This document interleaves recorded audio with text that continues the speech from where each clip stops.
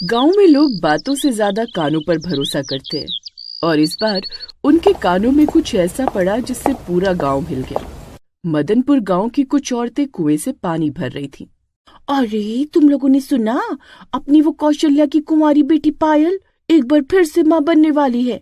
अरे तो इसमें चौंकने वाली क्या बात है? इससे पहले तो वो ना जाने कितनी बार प्रेग्नेंट हो चुकी है। इस लड़की ने तो हमारी नाक कटा रखी है। उसका बाप हमारे गांव का सरपंच है, इसीलिए हम उसे कुछ बोल भी नहीं सकते। दूर से कौशल्या की बहू राधा ने उन औरतों की बातें सुन ली। उसे ससुराल आए हुए सिर्फ एक हफ्ता हुआ था। ये गांव की औरतें पायल के बारे में कैसी बातें कर रही हैं? पायल फिर से मां बनने वाली है। इसका क्या मतलब कि इससे पहले भी वो कई बार मां बन चुकी है? कहीं मेरी शादी गलत घर में तो नहीं हो गई? मुझे पता लगाना होगा। खैर राधा घर आ गई और सीधा पायल के कमरे में चली गई। तभी पायल जल्दी जल्दी कोई कागज छुपाने लगी।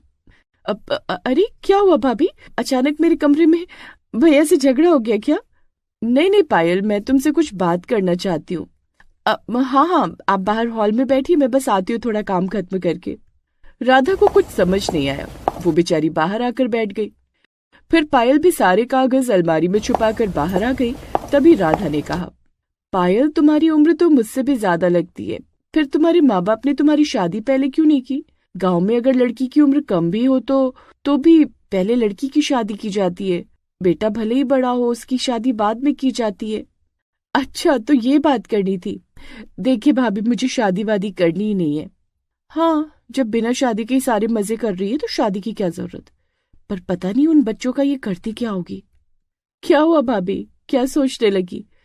अब कुछ नहीं। खैर पायल एक बार फिर से अपने कमरे में चली गई। धीरे धीरे रात होने लगी।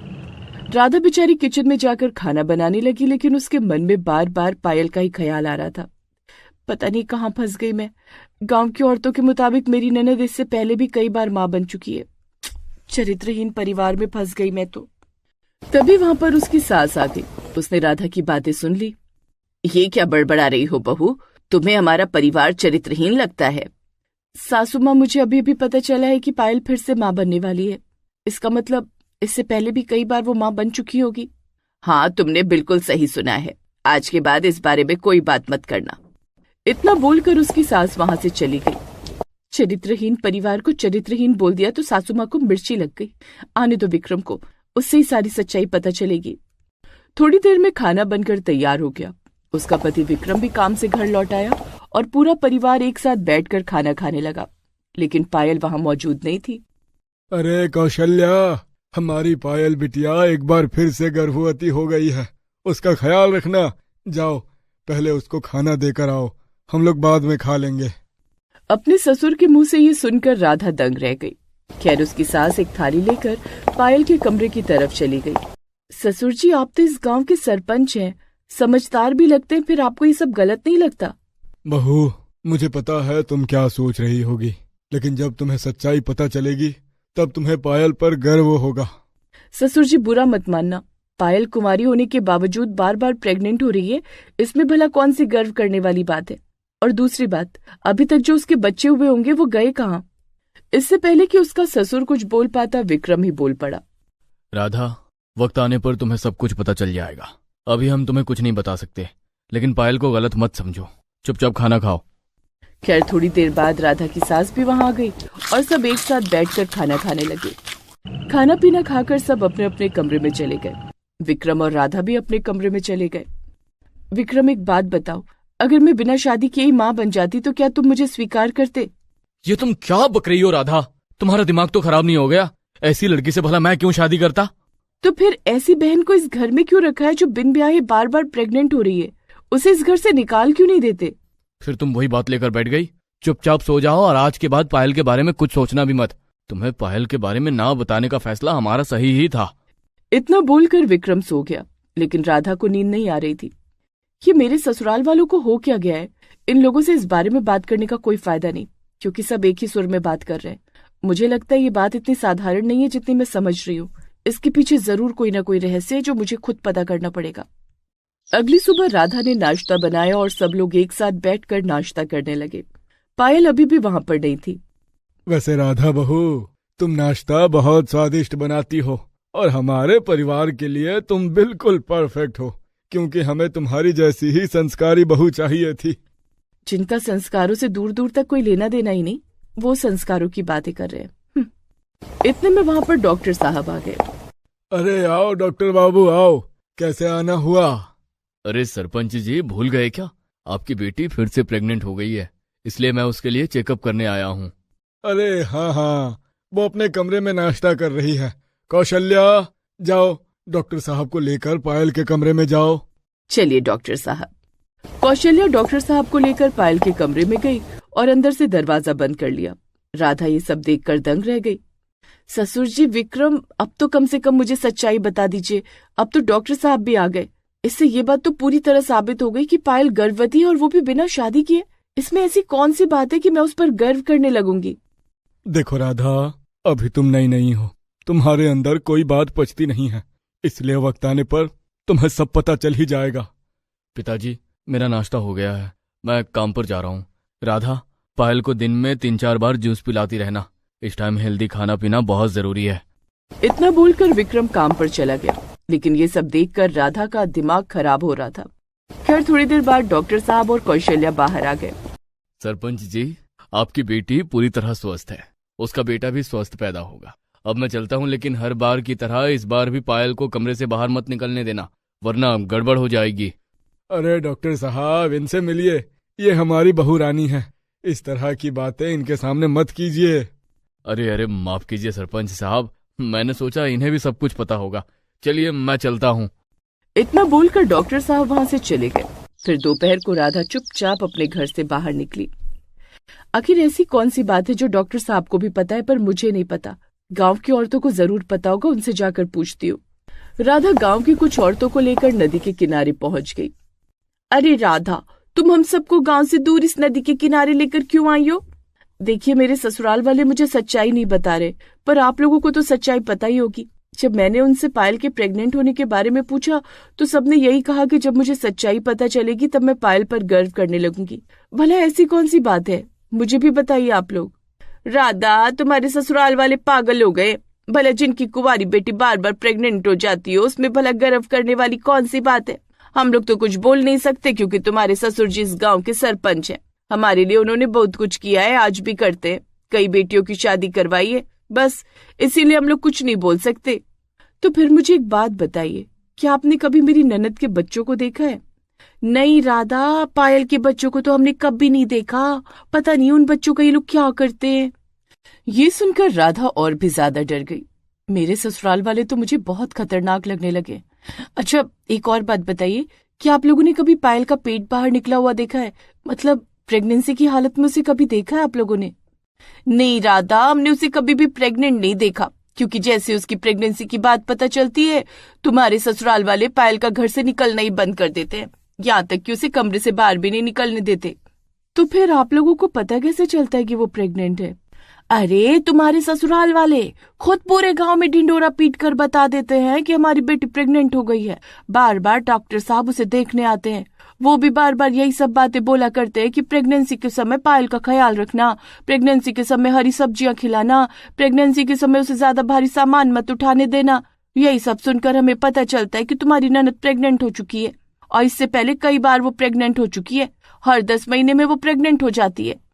मुझे लगता है इसके पीछे कोई बहुत गहरा रहस्य है जो शायद आप लोगों को भी नहीं पता। चिंता मत कीजिए, मैं जल्द ही ये रहस्य सुलझा लूंगी, फिर आप लोगों को भी बताऊंगी। दूर से किसी पेड़ के पीछे छुपकर उसकी सास ने ये बातें सुन ली। अच्छा हुआ हमने बहू को सच्चाई नहीं बताई, वरना ये तो पूरे गांव की औरतों को बता देती। तो इस तरह धीरे धीरे 3 महीने बीत गए।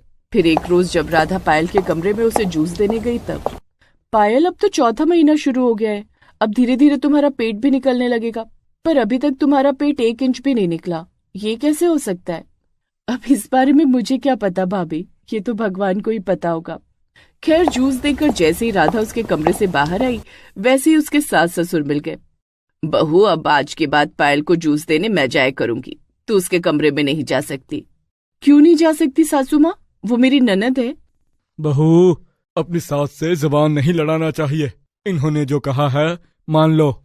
उस दिन के बाद राधा को पायल से मिलने ही नहीं दिया गया। धीरे धीरे 9 महीने बीत गए। एक रोज जब सारे लोग बैठकर नाश्ता कर रहे थे तभी पायल अपने कमरे से जोर से चीखी। आ माँ, मेरे पेट में बहुत तेज दर्द हो रहा है। विक्रम बेटा, जल्दी से डॉक्टर साहब को बुला ले, डिलीवरी का वक्त हो गया। और राधा, तू अपने कमरे से वो टॉर्च लेकर आ जो तू दहेज में लेकर आई थी, उसकी जरूरत पड़ेगी। ठीक है सासू माँ। राधा जैसे ही अपने कमरे के अंदर गई वैसे ही बाहर से उसकी सास ने कुंडी बंद कर ली। अरे सासू माँ, दरवाजा खोलिए, मुझे कमरे में क्यों बंद कर दिया? लगभग 6 घंटे बाद उसकी सास ने दरवाजा खोला। राधा जब बाहर आई तो इस बार उसके सास, ससुर, विक्रम और पायल सब लोग खाने की टेबल पर बैठे थे। सासू माँ, आपने दरवाजा क्यों बंद कर दिया था? और पायल, तुम्हारा पेट भी नहीं निकला हुआ है, लगता है डिलीवरी हो गई। हाँ हाँ, उसकी डिलीवरी हो गई, डॉक्टर साहब भी चले गए। तू बोलती ज्यादा है ना, इसलिए हमने तुझे कमरे में बंद कर दिया था। अब ज्यादा सवाल जवाब मत करना। तो इस तरह एक बार फिर से उन लोगों ने राधा को चुप करा दिया। अब पायल भी बाहर निकलने लगी थी, इसलिए एक रोज राधा ने अकेले में पायल से पूछा, पायल, तुम्हारी डिलीवरी तो हो गई, लेकिन बच्चा कहाँ गया? मुझे उसके साथ खेलना है। भाभी, वो जहां भी है सुरक्षित है, आप इस बारे में प्लीज मत पूछिए। इतना बोलकर पायल वहां से चली गई। अगले दिन पायल चुपके से अपने घर से निकली। राधा ने उसे जाते हुए देख लिया। पायल अकेले कहाँ जा रही है? मैं इसकी भाभी हूँ, मुझे तो साथ में लेकर जाना चाहिए था। इसका पीछा करना पड़ेगा, शायद तभी उस रहस्य से पर्दा उठ पाएगा। राधा पायल का पीछा करने लगी। पायल उस गांव के बाहर किसी सुनसान इलाके में एक बहुत ही पुराने बड़े से घर के अंदर घुस गई। राधा भी पीछे पीछे पहुंच गई। उसने खिड़की से देखा कि पायल बहुत सारे 5-6 साल के बच्चों के साथ खेल रही थी। माँ, आप 9 महीने बाद हमसे मिलने आई हो, हमें आपकी बहुत याद आ रही थी। क्या करूं बच्चों, मजबूरी ही कुछ ऐसी थी जो तुम लोगों को नहीं बता सकती। चलो आज हम सब लोग खाना खाने बाहर जाएंगे। तभी वहां पर एक बुजुर्ग आदमी आ गया। अरे पायल बिटिया, आ गई तुम। तुम्हारे नए बच्चे को सुला कर आ रहा हूँ। बच्चों, अब तो तुम्हारी माँ हर रोज तुमसे मिलने आया करेगी। चलो, मैं भी चलता हूँ तुम लोगों के साथ। ये सब आखिर हो क्या रहा है? ये बूढ़ा आदमी कौन है? ये पायल का पति तो हो नहीं सकता। इस आदमी से अकेले में मिलना पड़ेगा किसी दिन। खैर, कुछ दिनों बाद गांव वाले सरपंच जी की हवेली आ गए। सरपंच साहब, हम आपकी बहुत इज्जत करते हैं, क्योंकि आपने हम सब के लिए बहुत कुछ किया है। अरे ऐसा सरपंच आज की दुनिया में किसी गांव को नहीं मिलेगा। लेकिन आपके घर में जो चल रहा है, इससे हमारे गांव की बदनामी हो रही है। हाँ, आपकी बेटी बार बार प्रेग्नेंट हो जाती है, उसके बच्चे का भी पता नहीं चलता। क्या हो रहा है ये सब? आपकी बेटी का या तो शादी कर दीजिए या तो इस गांव से बेदखल कर दीजिए। अब हमसे नहीं देखा जाएगा। हाँ। इतने में वहां पर ममता उस बुजुर्ग आदमी को लेकर आ गई। उसके साथ सभी बच्चे भी थे। माँ, आज के बाद हम यहाँ रहेंगे। उन्हें इस तरह वहां देखकर पायल के साथ साथ सारे लोग दंग रह गए। माँ, लगता है अब सारा सच गांव वालों को बताना ही पड़ेगा। माँ, मेरे बच्चों को अंदर ले जाइए। चलो बच्चों, मैं तुम्हारी नानी हूँ। चलो नानी। ममता की सास सारे बच्चों को लेकर घर के अंदर चली गई। तभी गांव वाले बोले, सरपंच जी, ममता, पायल, ये सब क्या है? मैं बताता हूँ। दरअसल ये सारे बच्चे पायल के नहीं हैं। ये सब तो बेचारे अनाथ हैं, पर पायल ने इन्हें कभी ये पता ही नहीं चलने दिया। इन सबको लगता है कि पायल ने ही इन्हें अपनी कोख से जन्म दिया है। वो कैसे? मेरे पिताजी ने पूरी जिंदगी समाज सेवा की है। मेरे अंदर भी उनके ही गुण हैं। मैं एक एनजीओ से जुड़ी हुई हूँ। जो लोग अपने अपने बच्चों को कूड़ेदान में या हॉस्पिटल में छोड़कर चले जाते थे, उन्हें मैं और ये काका अपने एनजीओ में ले आते थे। पर मैं नहीं चाहती थी कि जब ये बच्चे बड़े हो तो उन्हें ये पता चले कि हम इन्हें कचरे से उठाकर लाए थे। इसीलिए जब भी हमें कोई बच्चा मिलता, मैं आप सबके सामने प्रेग्नेंट होने का नाटक करती थी। उस बच्चे को हम बाकी बच्चों से अलग रखते थे। 9 महीने बाद ही बाकी बच्चों से मिलवाते थे, ताकि किसी को भी ये न लगे कि वो अनाथ है। इसका मतलब तू कभी प्रेग्नेंट हुई ही नहीं? नहीं, मैं सिर्फ प्रेग्नेंट होने का नाटक करती थी, ताकि अगर कभी आप मेरे बच्चों से मिलो तो आप में से कोई भी धोखे से उन्हें सच ना बता दे। हमें डर था कि ममता बहू की वजह से एक दिन सारी सच्चाई दुनिया के सामने आ जाएगी, और आज वही हुआ। इसीलिए बहू, हम तुझे कुछ नहीं बता रहे थे। मुझे माफ कर देना पिताजी। आप लोग तो आज के जमाने में भी महानता की मूरत हो। मैं धन्य हो गई इस घर की बहू बनकर। सरपंच जी, हमें भी माफ कर देना। हमने आप पर शक किया। चिंता मत करो पायल, अरे तुम्हारे बच्चे तुम्हारे ही हैं। आज के बाद वो सब हमारे साथ इसी गांव में रहेंगे। हाँ, उस दिन के बाद पायल अपने बच्चों के साथ उसी गांव में सबके साथ रहने लगी। समाज औरत की चरित्र का हिसाब उसके पेट से लगाता है, पर कभी उसके दिल में पल रही ममता का नहीं सोचता। कभी कभी झूठा इल्जाम किसी सच्चे कर्म की कीमत होता है।